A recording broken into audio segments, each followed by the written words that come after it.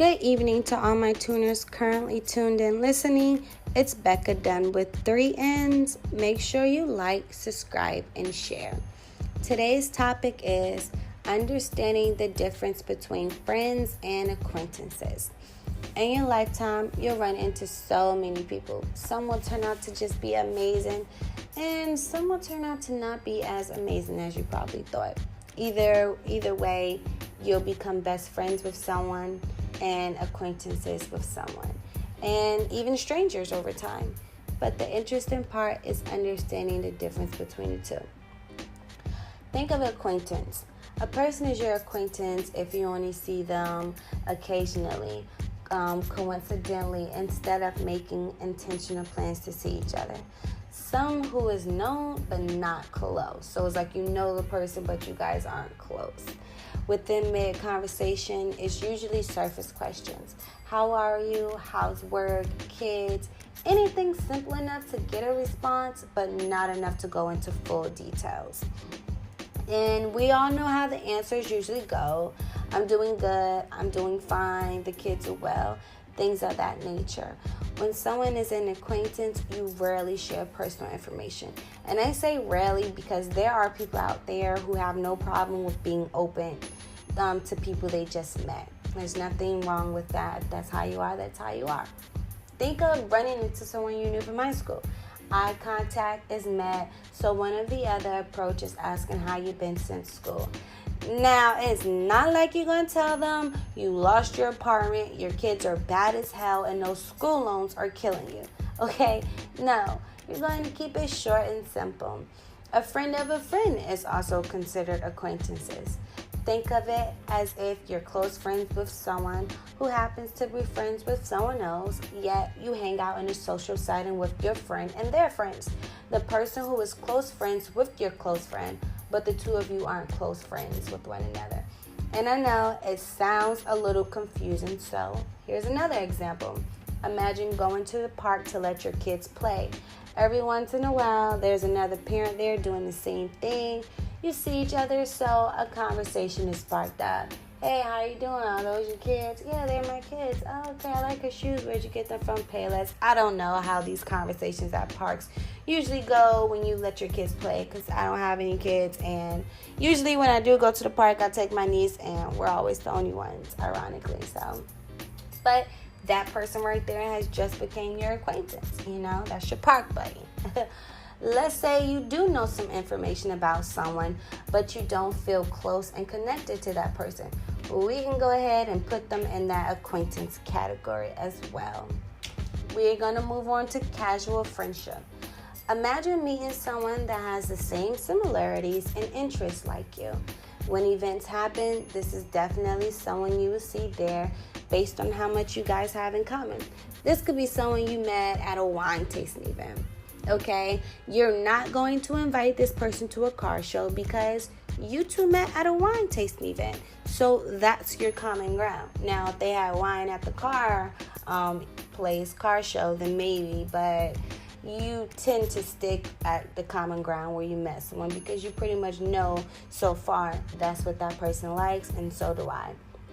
A casual friend can be someone from work who you occasionally meet up with for lunch. You can debate about the pros and cons of work, and you would more than likely not contact a casual friend to help you move or to fix your tire, or if your car is not working, hey, you mind taking me grocery shopping?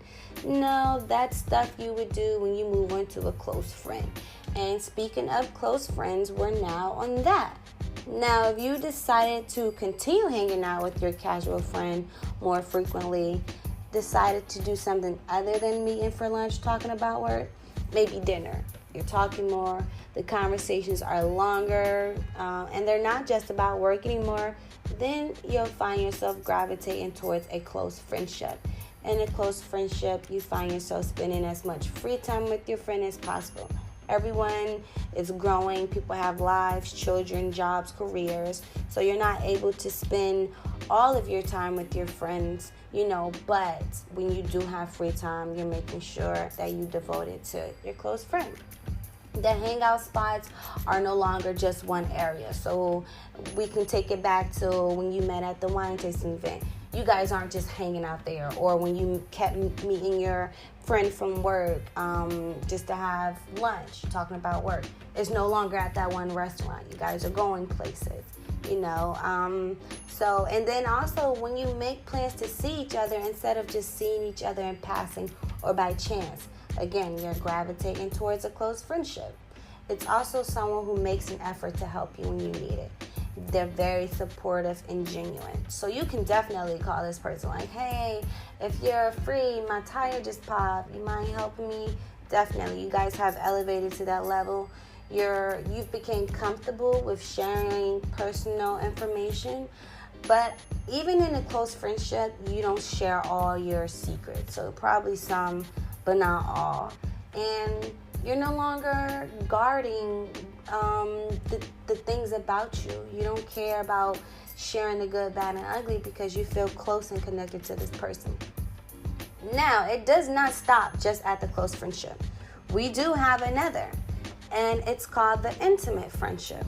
Now, the last level of friendship is the friendship that's the deepest. You're more than comfortable that you're willing to share your secrets. This friend knows things about you that probably even your close family members don't. Sometimes it's a little easier to talk about things you're dealing with strangers. And when I say strangers, I'm not talking about just a random person on the street, but technically, you know, anyone outside of your family. So I shouldn't call them strangers, but anyone outside of your family.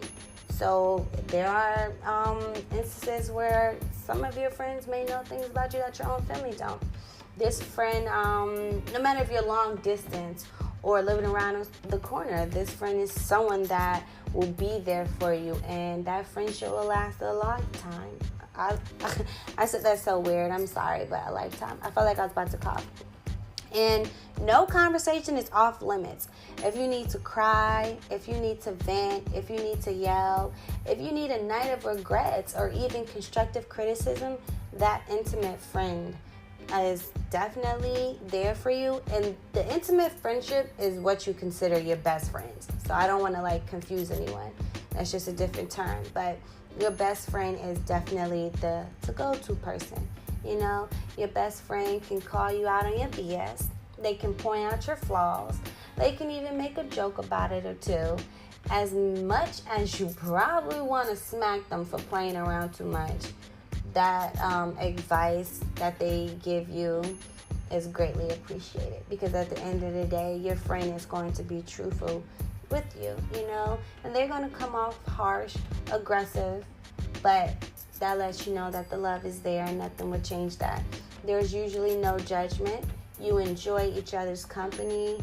And even if you guys aren't doing anything actively, just being in each other's presence is enough. The loyalty is never questioned. You would want to bring them around your family because that's how they make you feel. When you meet people outside of your family and y'all become close, it's like adopting them into your family. Like, come on, I take you in, you know. You're my sister from another mother, or however they say it. So, understanding the difference between acquaintances and friends, and even the different type of friends, just ask yourself, what category would you say you're in inside your circle? And what category are others in? And this is a question for you to think on. But as for me, I have all the above. No matter what category others in, I know that I'm 100% grateful for everyone I have met and crossed paths with. And not every path I crossed has a beautiful ending. Some do and others don't, but the lesson I was taught is definitely my testimony for another day. And it's very important to cherish the friendships you have, especially if you're able to find and reach that level of genuine, intimate friendship. Friendships are not only for the fun moments, but for the emotional and mental ones too. So make sure your friends share the same level of mutual affection and understanding. Having genuine friendships is also being able to be your true self. It's just letting it all out, not changing who you are or trying to change your looks, your tone in your voice to please someone. It's just being completely free, but it has to be reciprocated as well. A true friend isn't always just someone agreeing with you whenever you have opinion.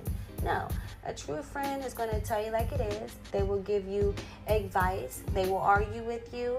And if you're making a bad decision, they will correct you. And it's also someone who will help you stay on the path that you set for yourself.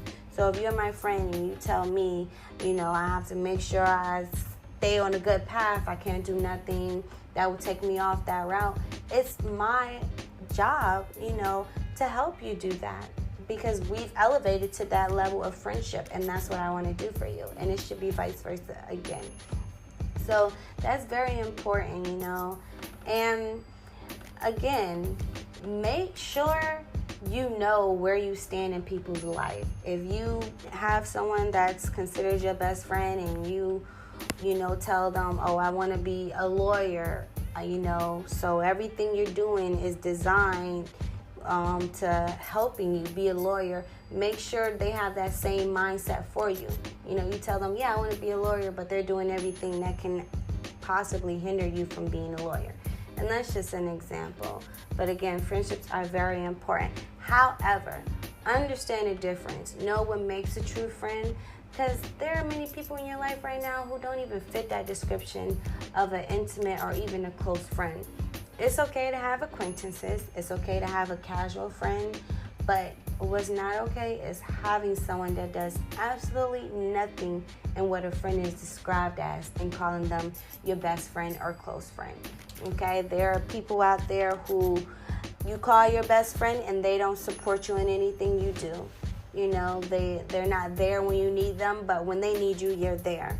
Again, when you have a friendship, make sure it's, again, because I already said this, but make sure it's mutual affection and understanding. It doesn't matter if you're friends with a girl or guy, it has to be mutual. So that sums up the topic of understanding the difference between friends and acquaintances. It's Becca done with 3 N's. Make sure you like, subscribe, and share.